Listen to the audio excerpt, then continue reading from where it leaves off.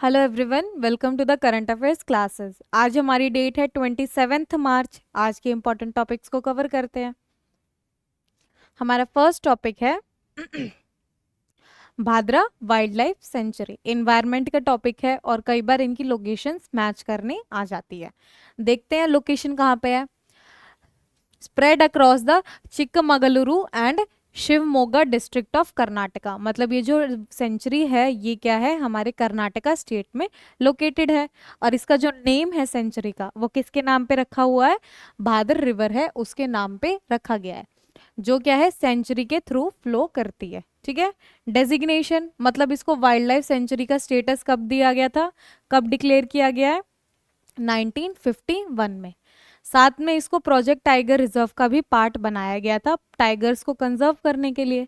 तो ये tiger reserve कब डिक्लेयर हुआ है? 1998 में। मैमल्स, मैमलरी ग्लैंड प्रेजेंट होता है, ग्लैंड प्रेजेंट होता है। और जो क्या करते हैं, बर्थ, चाइल्ड को बर्थ देते हैं, उनको हम लोग मैमल्स बोलते हैं। तो मैमल्स देखने को मिलते हैं टाइगर, लेपर्ड, ढोल्स जिनको वाइल्ड डॉग भी बोलते हैं, गोर, सांभर डियर, बार्किंग डियर और एलिफेंट। बर्ड्स की स्पीशीज देखते हैं। 250 स्पीशीज ऑफ बर्ड देखने को मिलती है, जिसमें हमारी फेमस बर्ड्स हैं grey jungle fowl, Malabar parakeet, hill myna, Malabar trogon and hornbill. Hornbill important है, ठीक है, हॉर्नबिल फेस्टिवल भी आता है एक। रेप्टाइल्स में king cobra, Russell's viper, Indian monitor lizard और मार्श क्रोकोडाइल। ये तो ठीक है। इनके अलावा हमारे इंसेक्ट्स में बटरफ्लाइज भी हमें बहुत ऑब्जर्व होती है, जैसे कि यैम फ्लाई, बैरोनेट, क्रिम्सन रोज, सदर्न बर्ड विंग और ग्रेट ऑरेंज टिप। ठीक है, ये सारे इंपॉर्टेंट हैबिटेट्स थे, फ्लोरा फौना थे जो हमें इस सेंचुरी में देखने को मिलते हैं। नेक्स्ट देखते हैं। तुर्की, टर्की के लिए भी बोलते हैं, और ये एशिया और यूरोप को बीच पे कनेक्टिंग लिंक प्रोवाइड करता है। कैपिटल है अंकारा। और यहाँ पे न्यूज़ में किस लिए था? क्योंकि प्रोटेस्टर्स इरप्टेड हो गए, प्रोटेस्ट शुरू हो गए टर्की में, क्योंकि जो यहाँ के प्रेसिडेंट है एर्डोगन्स पॉलिटिकल राइवल। ठीक है, पॉलिटिकल न्यूज़ है, लेकिन लोकेशन देख लेते हैं, ज्योग्राफी के पर्सपेक्टिव से इंपॉर्टेंट है। लोकेशन है पार्टली एशिया में है और पार्टली यूरोप में, मतलब इसका एक पार्ट एशिया में प्रेजेंट है तो एक यूरोप में प्रेजेंट है। बॉर्डर कौन सी कंट्रीज के साथ बॉर्डर शेयर करती है? तो नॉर्थ ईस्ट में इसका बॉर्डर शेयर होता है जॉर्जिया एंड आर्मेनिया के साथ। नॉर्थ वेस्ट में ग्रीस एंड बुल्गारिया, ईस्ट में अजरबैजान एंड ईरान, और साउथ ईस्ट में इराक एंड सीरिया। ये तो इसके लैंड बॉर्डर है। लैंड के अलावा ये कुछ वाटर बाउंड्रीज भी शेयर करती है, जैसे कि नॉर्थ में ब्लैक सी प्रेजेंट है, मेडिटेरियन सी और एगियन सी साउथ वेस्ट साइड में देखने को मिलती है। जोग्राफिकल फीचर्स में मेजर रिवर्स जो टर्की से फ्लो करती हैं वो हैं यूफ्रेट, टिग्रिस एंड किजिल मार्क। ठीक है। हाईएस्ट पीक जो टर्की में है वो है माउंट अराराट।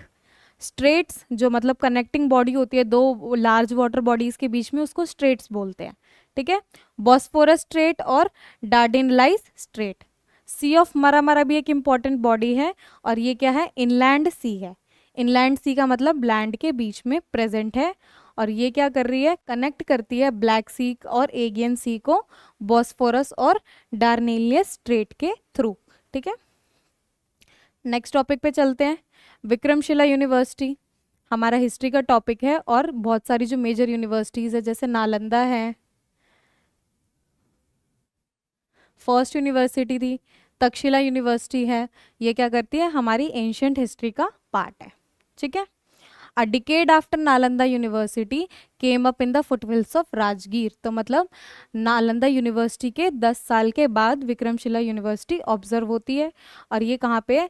राजगीर के फुटहिल्स में प्रेजेंट है, मतलब राजगीर हिल्स के नीचे की साइड प्रेजेंट होती है।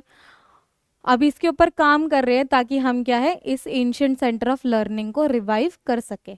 बिहार में प्रेजेंट है। ठीक है। फाउंडेड किसने किया था? पाला किंग है, धर्मपाल नाम है। 8th and 9th century AD में इसकी फाउंडिंग होती है। साथ में उस टाइम पे नालंदा यूनिवर्सिटी भी प्रेजेंट थी, उसके साथ में हम लोगों ने इस यूनिवर्सिटी को फाउंड किया है।